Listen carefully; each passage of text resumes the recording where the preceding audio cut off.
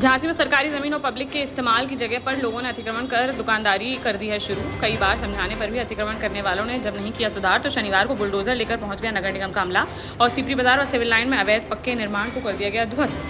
अतिक्रमणकारियों के कारण नाले व नालियों की नहीं हो पाती है सफाई, जिस कारण ऐसे अतिक्रमणकारियों के खिलाफ नगर निगम ने खोल दिया है मोर्चा। वहीं सर्किट हाउस से सीता होटल के सामने से लेकर स्टेशन जाने वाले रोड पर खड़ी होती हैं दर्जनों भाड़े की गाड़ियां, जिस पर टीम ने उन्हें भी दी सख्त चेतावनी कि अगर भविष्य में यहां बनाया गया वाहन स्टैंड तो वाहन कराए जाएंगे सीज। ललितपुर में कुएं में डूबने से 10वीं की छात्र की चली गई जान। जहां जाकलौन थाना क्षेत्र अंतर्गत पिपराई गांव निवासी 16 वर्षीय कृष्णा समाधिया अपने खेत पर से भगाने के लिए गया था जानवर। इस दौरान अचानक से उसका फिसल गया पैर और कुएं में जा गिरा वह। ग्रामीणों ने काफी मशक्कत के बाद उसे निकाला बाहर और तुरंत ले जाया गया अस्पताल। वहां डॉक्टरों ने उसे कर दिया मृत घोषित, जिससे परिवार में मच गया कोहराम। जालौन के उरई राजकीय मेडिकल कॉलेज में उस समय मच गया हड़कंप जब बीएससी नर्सिंग के एक छात्र की अचानक से बिगड़ गई तबीयत। जानकारी के अनुसार रुपए नहीं देने पर छात्र को परीक्षा से किया जा रहा है वंचित, जिससे मानसिक तनाव में आ गया वह और उसकी तबीयत हो गई गंभीर, जिसे मेडिकल कॉलेज में कराया गया भर्ती, जहां उसका चल रहा है इलाज। इस घटना के बाद छात्रों में देखने को मिला आक्रोश और बड़ी संख्या में छात्र छात्राओं ने कॉलेज परिसर में प्रदर्शन कर दिया शुरू। डीएम ने मामले को गंभीरता से लेते हुए जांच के दिया आदेश। गोवा में हुए भीषण सड़क हादसे में बांदा के 2 श्रद्धालुओं की चली गई जान। यहाँ एमपी के जटाशंकर धाम से दर्शन कर घर वापस लौट रहे थे 2 दोस्त। तभी बीती देर रात महोबा के कबरई थाना क्षेत्र में एक तेज रफ्तार ट्रक ने उनकी बाइक में मार दी जोरदार टक्कर। हादसे में बांदा निवासी ज्ञान बाबू की मौके पर ही हो गई मौत, जबकि उसके दोस्त सूरज को प्राथमिक उपचार के बाद मेडिकल कॉलेज के लिए कर दिया गया रेफर, लेकिन रास्ते में ही उसने तोड़ दिया दम। घटना के बाद ट्रक चालक मौके से हो गया फरार। पुलिस ने कब्जे में ले लिया ट्रक और शवों को पोस्टमार्टम के लिए भेजकर आरोपी चालक की तलाश की शुरू। झांसी में शनिवार को निर्माणाधीन मकान में एक महिला की लाश मिलने से फैल गई सनसनी। जहां सीपरी बाजार थाना क्षेत्र के ग्वालियर रोड अंतर्गत महेंद्रपुरी कॉलोनी में रहने वाली 40 वर्षीय चंपा रायकवार घरों में काम करके अपने परिवार का करती थी भरण पोषण।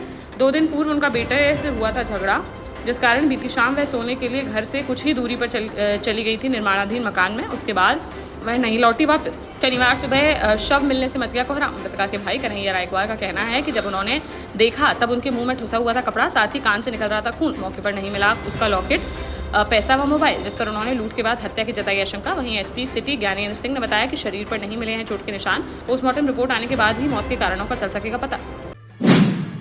शिवपुरी जिले के इंदार थाना क्षेत्र के इमलाउदी गांव में शनिवार सुबह अचानक से गिर गया एक कच्चा मकान। इस हादसे में घर के भीतर सो रही 5 साल की बच्ची की मलबे में दबने से हो गई मौके पर ही मौत। ग्रामीणों का कहना है कि राजेंद्र जाटव को अब तक नहीं मिल सका था पीएम आवास योजना का लाभ, जिस कारण वह कच्चे व जर्जर मकान में रहने को था मजबूर। उन्होंने प्रशासन पर लापरवाही का लगाया आरोप। कहा कि अगर समय पर आवास योजना का मिला होता लाभ तो टल सकता था यह हादसा। शव को पोस्टमार्टम के लिए भेजकर मामले की जांच में जुटी पुलिस। छतरपुर के ओरछा थाना क्षेत्र अंतर्गत ढीलापुर गांव में शनिवार सुबह जमीनी विवाद में 70 वर्षीय रामकिशन अहरवार की कर दी गई हत्या। जहां परिजनों ने गंगाराम अहरवार और गोविंदी अहरवार पर मारपीट कर हत्या करने का लगाया है आरोप। मृतक के बेटे अनंत राम ने बताया कि सुबह शौच के लिए जा रहे थे उनके पिता, तभी घर के सामने की जमीन के विवाद को लेकर गंगाराम और गोविंदी ने उनके साथ की मारपीट। चीख पुकार की आवाज सुनकर मौके पर पहुंचे वह तो आरोपी पिता को घायल कर हो गए फरार, जिन्हें ले जाया गया अस्पताल। वहां डॉक्टरों ने उन्हें कर दिया मृत घोषित। शव को पोस्टमार्टम के लिए भेजकर मामले की जांच में जुटी पुलिस।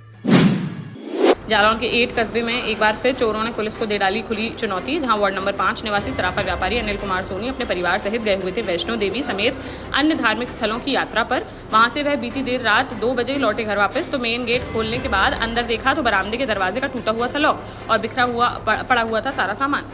पीड़ित के अनुसार चोर अलमारी में रखे 2 लाख रुपए की नकदी, 100 ग्राम के सोने के आभूषण, करीब 1 किलो चांदी के जेवरात लेकर हो गए रफू चक्कर। साथ ही निशानी मिटाने के लिए सीसीटीवी सिस्टम तक उखाड़ ले गए बदमाश। पुलिस ने घटनास्थल का किया निरीक्षण और मामला दर्ज करते हुए अज्ञात चोरों की तलाश की शुरू।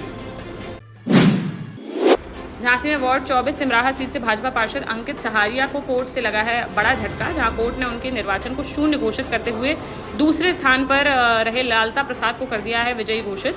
2023 में हुए नगर निगम चुनाव में वार्ड 24 अनुसूचित जाति के लिए थी सुरक्षित। खुद को आदिवासी बताते हुए अंकित सहारिया 1129 वोट से जीत गए थे चुनाव, मगर लालता प्रसाद ने अंकित को पिछड़ा वर्ग का बताते हुए चुनाव शून्य करने की याचिका की थी दायर, जिसे कोर्ट ने स्वीकार करते हुए लालता प्रसाद को कर दिया विजयी घोषित। टीकमगढ़ जिले के मोहनगढ़ तहसील में मध्य प्रदेश उत्तर प्रदेश सीमा पर जामनी नदी पर पिछले 3 साल से चल रहा है एक पुल का निर्माण कार्य। 4 करोड़ 42 लाख की लागत से शुरू हुआ यह निर्माण कार्य अभी तक नहीं हो पाया पूरा। वर्तमान में बारिश के कारण निर्माण कार्य है बंद और अधूरी स्थिति में पड़ा है पुल। इसके बावजूद स्थानीय लोग इस अधूरे पुल से कर रहे हैं आवागमन। ग्रामीणों ने लकड़ी और बांस का बनाया है रपटा, जिससे पैदल यात्री और बाइक चालक कर रहे हैं पुल पार। इस दौरान ग्रामीणों के साथ कभी भी हो सकता है कोई बड़ा हादसा। प्रशासन इस ओर नहीं दे रहा है ध्यान। महोबा के चरखारी कोतवाली क्षेत्र अंतर्गत सूपा गांव में शनिवार को एक दुखद घटना आई सामने, जहां अर्जुन नदी में बह गया 40 वर्षीय मान सिंह। स्थानीय लोगों के अनुसार शनिवार दोपहर के समय पुलिया के किनारे शराब के नशे में बैठा था मान सिंह। तभी संतुलन बिगड़ने के कारण वह गिर गया नदी में और तेज बहाव में बहता चला गया मान सिंह। सूचना मिलते ही मौके पर पहुंची पुलिस ने गोताखोरों की मदद से शुरू कराया रेस्क्यू ऑपरेशन, जिसे ढूंढने का किया जा रहा है प्रयास। देश का जाना माना सैनफिन ग्रुप आपके लिए फिर लाया है झांसी में वास्तु के हिसाब से फ्लोर प्लान सहित एक शानदार टाउनशिप, जिसमें सुरक्षा की दृष्टि से सीसीटीवी, एक ही ग्रैंड गेट से एंट्री और एग्जिट, चौड़ी सड़कें, parking, car wash area, senior citizen and international fountain parks, swimming pool, gym, badminton, tennis आदि courts, school, hospital, shopping mart आदि कई सुविधाएं। इसीलिए तो हम झांसी में लोगों की पहली पसंद। 12 साल पहले अपने स्टार्टअप के साथ ही योग्य नेतृत्व, अनुभवी टीम और सक्षम सेंट्रलाइज और उत्तरदायी प्रबंधन के बल पर सबको घर गुणवत्ता के साथ समय पर घर की योजना के तहत सैनफिन समूह ने बहुत ही कम समय में 1500 से ज्यादा यूनिट्स को दिया है कब्जा। समय पर डिलीवरी से हमारे ग्राहकों में बढ़ा है विश्वास और मिली है संतुष्टि। सैनफिन समूह ने बहुत कम समय में Sanfin Ashok city, green homes residency, green homes city, Sanfin Ashok valley, Delhi public school, Sanfin शाखा, केन सैनफिन अस्पताल सहित कई अन्य परियोजनाओं के साथ नई झांसी के निर्माण में स्थापित किया है एक बड़ा मुकाम। तो आप भी आज ही आइए अपने परिवार के साथ और कीजिए अपने सपने साकार। झांसी के बबीना थाना क्षेत्र अंतर्गत ग्राम सरवा में कनेरा नदी का नाला उफान पर होने के कारण ग्रामीणों को काफी परेशानियों का करना पड़ रहा है सामना, जहां गांव के रहने वाले शिवा मेहरवार की संदिग्ध परिस्थितियों में हो गई मौत, जिस पर शव को घर लेकर आ रहे थे परिजन। यहां नाला उफान पर होने के कारण काफी समय किया इंतजार, लेकिन पानी नहीं हुआ कम, जिस पर लोगों ने हाथों में लेकर अपनी जान जोखिम में डालकर शव को कराया पार, जिसका वीडियो सोशल मीडिया पर हो रहा है वायरल। रेवाड़ी जिले में एक युवक का अवैध तमंचा लहराते हुए एक वीडियो आया सामने। इस वीडियो में एक युवक अवैध तमंचा लहराते हुए डांस और हवा में फायरिंग करता हुआ आ रहा है नजर। पृथ्वीपुर थाना क्षेत्र के चंदेली टोरिया गांव की यह घटना, जिसको संज्ञान में लेते हुए मामले की जांच में जुटी पुलिस।